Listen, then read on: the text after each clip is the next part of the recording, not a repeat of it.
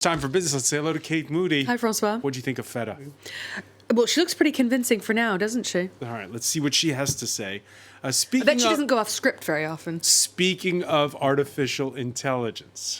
Yeah, in China, we're seeing a lot of movement on this front because a new artificial intelligence model has now been released by Alibaba, no less, just as authorities in Beijing are looking to impose their own rules on this sector. Now, Alibaba has released a generative artificial intelligence platform designed to rival the Microsoft-backed ChatGPT.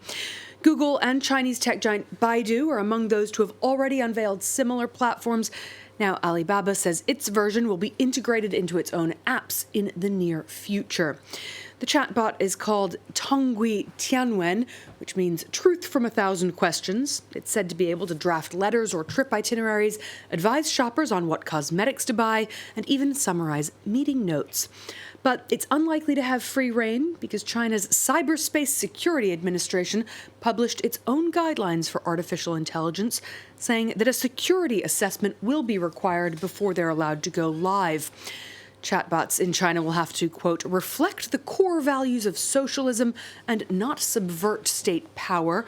Developers will also have to ensure the technology doesn't discriminate based on ethnicity, race, or gender, and that it doesn't generate false information. Now, we don't know how those draft rules might actually be implemented, but governments and business leaders around the world are paying close attention to this fast-developing sector. Italy has banned ChatGPT altogether, and figures within the tech industry, including Elon Musk, have warned that things could spin out of control if the technology is rolled out too quickly. The International Monetary Fund has warned that persistently high inflation and fast-changing monetary policy could lead to a hard landing for the global economy.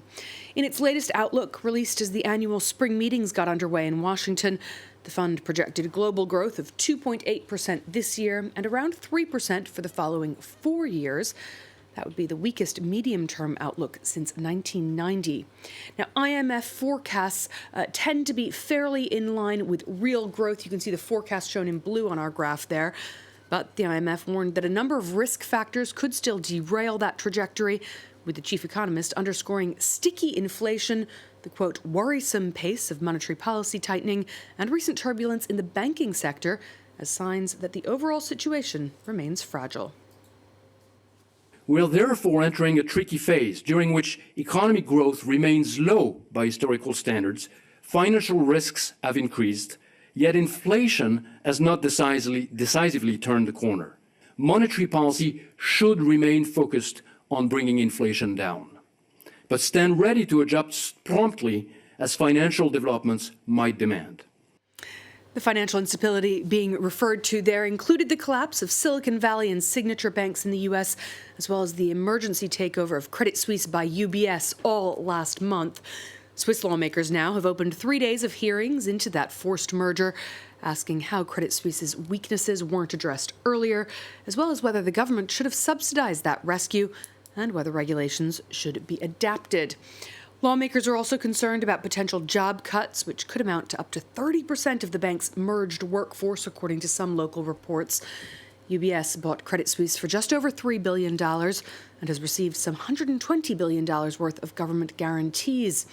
The Swiss president has defended the government's actions as necessary to avoid a broader meltdown. Then, of course, as a scenario, as an option, we looked at the bankruptcy of Credit Suisse. And this solution had to be quickly discarded because it would have potentially caused an international financial crisis with devastating effects for our country, for Switzerland, for businesses, for private customers, but also for our country's reputation. Let's check in on the day's trading action now. A higher close for the major European indices.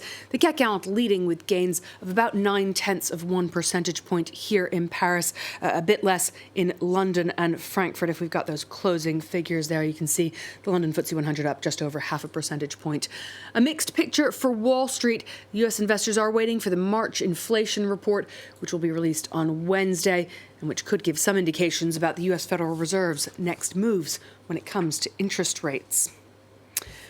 Well, shares of Tupperware have steadied slightly after their 50% plunge on Monday, as the 77-year-old company warned it's facing collapse. The U.S. firm became a household hit in the 1950s and 60s when its plastic food containers were sold at so-called Tupperware parties.